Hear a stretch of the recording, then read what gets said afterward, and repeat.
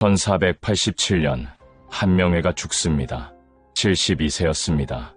영의정을 3번 지냈습니다. 공신에 4번 올랐습니다. 딸 둘이 왕비였습니다. 세조, 예종, 성종 3명의 왕을 보필했습니다. 조선 최고의 권력자였죠. 그런데 17년 후 무덤이 파헤쳐집니다. 이미 뼈만 남은 시신의 목이 잘립니다. 부관참시, 죽은 사람을 다시 죽인 겁니다. 왜 그랬을까요? 이 남자의 인생을 처음부터 봐야 합니다. 1415년 한명회가 태어납니다. 7개월 만에요. 칠삭둥이였습니다. 오늘날에도 임신 7개월, 그러니까 28주에서 30주 사이에 태어나면 인큐베이터가 필요합니다. 현대의학을 총동원해서 몇 달간 집중 치료를 받아야 겨우 살 수 있죠. 조선시대에는요, 인큐베이터가 없습니다.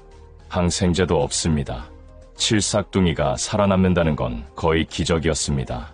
기록에 따르면 한명회는 태어났을 때 사람 형체도 제대로 갖추지 못했다고 합니다. 너무 작고 약해서 살릴 수 없을 것 같았죠. 그런데 살아남았습니다. 더 놀라운 건 자라면서 키가 크고 잘생겼다는 겁니다. 기록이 그렇게 남아 있습니다. 하지만 일찍 부모를 잃습니다. 불우한 소년 시절을 보냅니다. 기적적으로 살아남았지만 삶은 순탄하지 않았습니다. 한명회는 글을 읽어서 성취한 바가 있었습니다. 쉽게 말해 똑똑했다는 뜻이죠. 공부머리는 있었습니다. 그런데 과거에는 계속 떨어집니다. 조선시대에 출세하려면 과거에 급제해야 합니다. 문과에 붙어야 제대로 된 관리가 될 수 있죠. 한명회는 계속 도전했습니다. 10년, 20년, 30년. 동료들은 하나둘 급제해서 출세하는데 그는 계속 낙방입니다. 1452년 그의 나이 37세, 겨우 얻은 관직이 경덕궁직입니다. 이게 뭐냐면요, 문음, 그러니까 집안 배경으로 얻은 말단 자리입니다. 궁궐을 지키는 관리죠. 조선시대의 문음으로 관직에 오르면 아무리 명망 있는 가문 출신이라도 평생 차별을 받았습니다. 승진도 어렵고 무시도 당했죠. 38세의 궁직이 백수나 다름없는 신세였습니다. 동료들은 그를 비웃었습니다. 저 사람은 평생 저러겠지. 훗날 그들은 크게 후회하게 됩니다. 이때의 일이 너무 유명해져서 송도개원이라는 말까지 생겼습니다. 함부로 사람을 무시하지 말라는 뜻이죠. 그때 한명회에게 친구가 있었습니다. 권람, 지편전 교리였죠. 권람도 사정이 좋지 않았습니다. 아버지가 술과 기생에 빠져 가정폭력을 일삼았고 권람의 누이 중 한 명은 아버지를 말리다 맞아 죽었습니다. 결국 권람은 집을 떠나 방랑 생활을 했죠. 비슷한 처지의 두 사람이 친구가 된 겁니다. 권람이 한명회를 한 사람에게 소개합니다. 수양대군, 세종의 둘째 아들입니다. 문제가 있었습니다. 이미 조카 단종이 왕이었습니다. 수양대군은 왕위 계승 서열에서 밀려난 사람이었죠. 왕이 될 수 없었습니다. 그런데 야심이 있었습니다. 당시 단종은 12살이었습니다. 어린 왕을 대신해 김종서, 황보인 같은 대신들이 권력을 쥐고 있었죠. 수양대군은 이 상황이 불만이었습니다. 한명회는 그걸 알아봤습니다. 그리고 무사 30여 명을 직접 모아서 수양대군에게 추천합니다. 홍달손 같은 무사들이었죠. 친복을 만들어준 겁니다. 어느 날 수양대군이 한명회에게 물었습니다. 사람들이 다 반대하는데 이 일을 어떻게 할 수 있겠는가? 한명회가 답합니다. 작은 일도 때가 맞지 않으면 이루어지지 않습니다. 하물며 큰 일은 말할 것도 없죠. 순리에 맞게 움직이면 어떤 일이든 성공합니다. 계획은 이미 정해졌습니다. 지금 의견이 일치하지 않더라도 그만둘 필요 없습니다. 공께서 먼저 나서십시오. 그러면 따르지 않을 사람이 없을 것입니다. 38세 궁지기가 왕자에게 쿠데타를 권한 겁니다. 1453년 10월 10일 밤 수양대군이 움직입니다. 먼저 김종서의 집으로 찾아갑니다. 명목은 인사였습니다. 김종서가 맞이하러 나옵니다. 그 순간 수양대군의 수하가 철퇴를 내려칩니다. 김종서는 그 자리에서 쓰러집니다. 같은 밤 황보인, 이양, 조급관 등 대신들도 제거됩니다. 하룻밤 사이에 조선의 권력 구도가 완전히 바뀐 겁니다. 이게 개유정난입니다.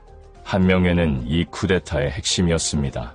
무사들을 모았고 반대파 대신들의 정보를 수집했고 누구를 먼저 제거해야 하는지 작전을 짰습니다. 당시 기록을 보면 한명회가 없었다면 개유정난은 성공하지 못했을 것이라는 평가가 있습니다. 수양대군이 결단력을 가진 사람이라면 한명회는 그 결단을 실행에 옮긴 사람이었죠. 결과는요? 정난공신 1등, 38세 말단 관리가 하룻밤 만에 조선 권력의 핵심이 됩니다. 1455년 수양대군이 단종에게 왕위를 넘겨받습니다. 형식적으로는 선영이었지만 사실상 찬탈이었죠. 수양대군이 세조가 됩니다. 한명회는 좌익공신 1등에 오릅니다. 그런데 모든 사람이 인정한 건 아닙니다. 1456년 성삼문, 박팽년, 하의지, 이계, 유성원, 유응부 이 6명이 단종 복위를 계획합니다. 사육신입니다. 계획은 이랬습니다. 명나라 사신 환영 잔치에서 세조를 암살한다. 잔치에는 벼른검, 그러니까 왕을 호위하는 무사가 참석하는데 이때 거사를 일으키면 단종을 복위시킬 수 있다고 생각한 거죠. 그런데 실패합니다. 김질이 밀고 했기 때문입니다. 김질의 장인 정창손이 세조에게 보고했고 그날 밤 전원 체포됩니다. 한명회는 사육신 처형에 적극 협조합니다. 성삼문은 세종이 아끼던 인재였습니다. 훈민정음 창제에 참여한 사람이죠. 그런 사람이 거열형을 당합니다. 사지를 소나 아래 묶어 찢는 형벌입니다.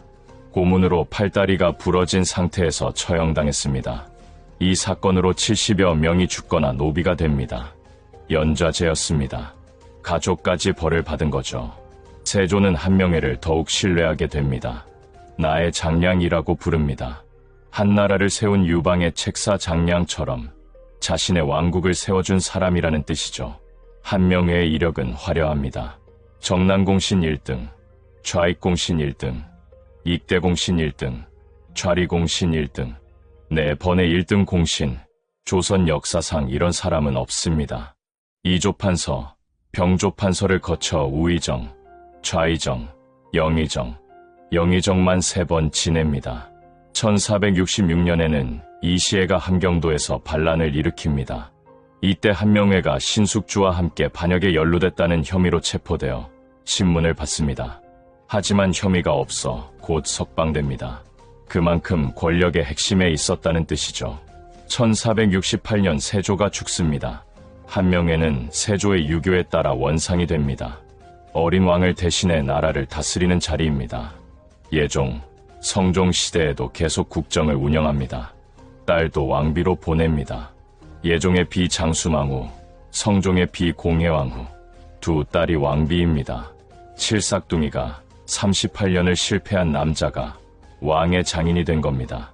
한명회는 한강 남쪽에 정자를 짓습니다.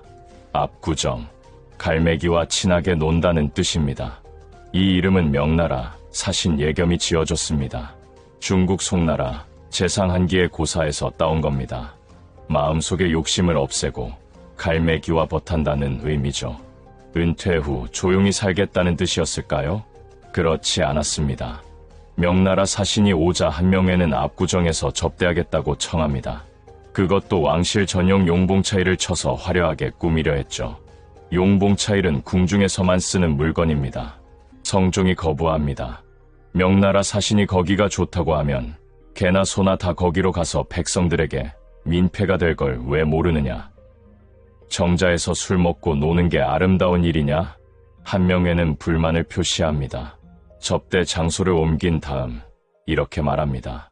아내가 아파서 접대에 안 가겠습니다. 친아들이 탄핵합니다. 지난번 접대 때는 안 간다고 안 했는데 이건 전하께 반항하는 겁니다. 성종이 말합니다. 예전에는 아내가 다 죽게 생겼는데도 명나라에 갔으면서 이번에는 별로 안 아픈데도 안 간다고. 속셈이 훤하다. 직첩이 회수됩니다. 관직을 박탈당한 겁니다. 72세 노인의 오만이 화를 부른 거죠. 오늘날 서울 강남구 압구정동은 이 정자에서 유래했습니다. 현재 압구정 현대아파트 단지 내에 압구정지라는 비석이 세워져 있습니다. 이상한 일이 있습니다. 장수망우는 예종의 비였습니다. 인성대군을 낳았지만 왕후도 아들도 요절합니다. 공혜영우는 성종의 비였습니다. 자녀 없이 죽습니다. 두 딸 모두 왕비가 됐지만 둘 다 일찍 죽었습니다. 이상한 건 왕가가 아닌 곳에 시집간 딸들은 자녀를 잘 낳았다는 겁니다. 왕실에 시집간 딸들만 불행했습니다. 한 명에는 왕의 장인이 됐습니다. 하지만 그 자리를 오래 누리지 못했습니다. 외손자가 왕이 되는 것도 보지 못했죠. 1487년 한명회가 죽습니다. 72세. 조선 최고 권력자의 마지막 치고는 평온한 죽음이었습니다. 그런데 17년 후 1504년 연산군이 어머니의 죽음에 대해 알게 됩니다. 연산군의 어머니는 패비 윤씨입니다. 성종의 후궁들을 질투하다 폐위되고 1482년에 사약을 받았습니다. 연산군은 이 사실을 모르고 자랐습니다. 뒤늦게 진실을 안 연산군은 복수를 시작합니다. 갑자사화입니다. 윤씨의 패비와 사사에 관여한 모든 사람을 처벌합니다. 훈구파든 살인파든 가리지 않았습니다. 살아있는 사람은 죽이고 이미 죽은 사람은 무덤을 파헤쳤습니다. 한명회도 패비 윤씨의 사사에 관여한 대신 중 하나였습니다. 1504년 한명회의 무덤이 파헤쳐집니다. 17년 된 시신입니다. 뼈만 남은 몸에 목이 잘립니다. 부관참시, 관을 쪼개고 시신을 베는 형벌입니다. 죽어서도 벌을 받은 겁니다. 한명회 외에도 정창손, 심해, 한치영 등이 함께 부관참시를 당했습니다. 나중에 중종반정 이후 신원, 그러니까 복권되긴 합니다. 하지만 그게 무슨 의미가 있을까요? 이미 목이 잘린 뒤였습니다. 버려질 뻔한 칠삭둥이, 38년을 실패한 남자, 그가 왕을 만들고 왕을 죽이고 왕비의 아버지가 됩니다. 4번의 1등 공신, 영의정 3번, 3명의 왕을 보필했습니다. 조선 역사상 가장 성공한 인생 중 하나라고 할 수 있죠. 그런데 딸들은 요절하고 죽어서는 목이 잘립니다. 세조는 한명회를 나의 장량이라고 불렀습니다. 장량은 어떻게 됐을까요? 한나라를 세운 후 스스로 물러났습니다. 권력을 내려놓고 은둔하며 천수를 누렸죠.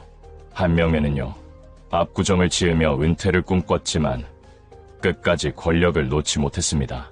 성종과 갈등을 빚었고 죽어서도 평온하지 못했습니다. 이게 성공일까요? 아니면 대가일까요? 여러분은 어떻게 생각하시나요? 댓글로 알려주세요. 영상이 재미있으셨다면 구독과 좋아요 부탁드립니다.